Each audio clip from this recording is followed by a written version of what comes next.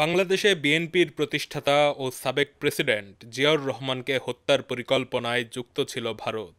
শুধু তাই নয়, আওয়ামী লীগের একটি সশস্ত্র অংশ এবং শেখ হাসিনা নিজেও জিয়া হত্যা পরিকল্পনায় যুক্ত ছিলেন বলে শোনা যাচ্ছে। শেখ হাসিনার এক সময়ের পরামর্শক মতিউর রহমান রেন্টু তার লেখা একটি বইতে ওই পরিকল্পনার বিশদ বর্ণনা দিয়েছেন। রেন্টু যেহেতু প্রায় 2 যুগ ধরে শেখ হাসিনার কনসালটেন্ট ছিলেন, সুতরাং তিনি নিশ্চয়ই এই নেত্রীকে খুব কাছ থেকে দেখেছেন।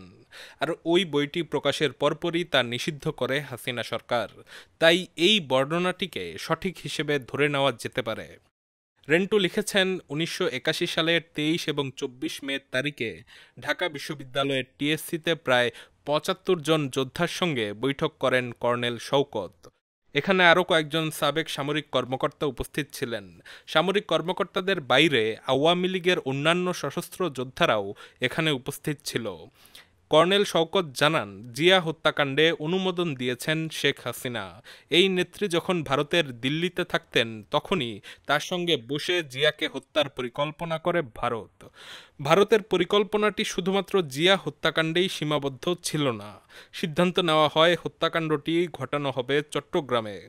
জিয়াউর রহমানকে মেরে ফেলার পর আওয়ামী লীগের সশস্ত্র বাহিনীকে দিয়ে কিভাবে ক্ষমতা দখল করানো হবে, সেটাও ছিল পরিকল্পনার অংশ।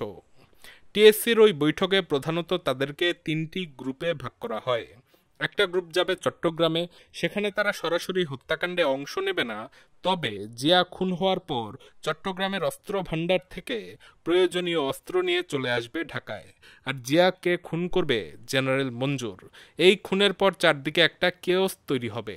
সেই সুযোগে সেনাবাহিনীর অস্ত্রাগার থেকে অস্ত্র বের করে আওয়ামী লীগের লোকদের হাতে তুলে দেবেন জেনারেল মঞ্জুর।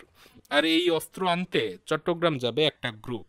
দ্বিতীয় গ্রুপটা সারা দেশে তাৎক্ষণিক সফর করবে। তারা বিভিন্ন প্রান্তে ছড়িয়ে থাকা জিয়া বিরোধী মুক্তিযোদ্ধাদের সংগঠিত করবে। তারপর ওই মুক্তিযোদ্ধাদের ঢাকায় নিয়ে আসা হবে আওয়ামী লীগের পক্ষে কাজ করতে। এরপর তাদের হাতে তুলে দেওয়া হবে চট্টগ্রাম থেকে আনা অস্ত্র। আর 3 নম্বর গ্রুপটা কাজ করবে কুইক রেসপন্স ফোর্স হিসেবে। তারা ঢাকায় অবস্থান করবে।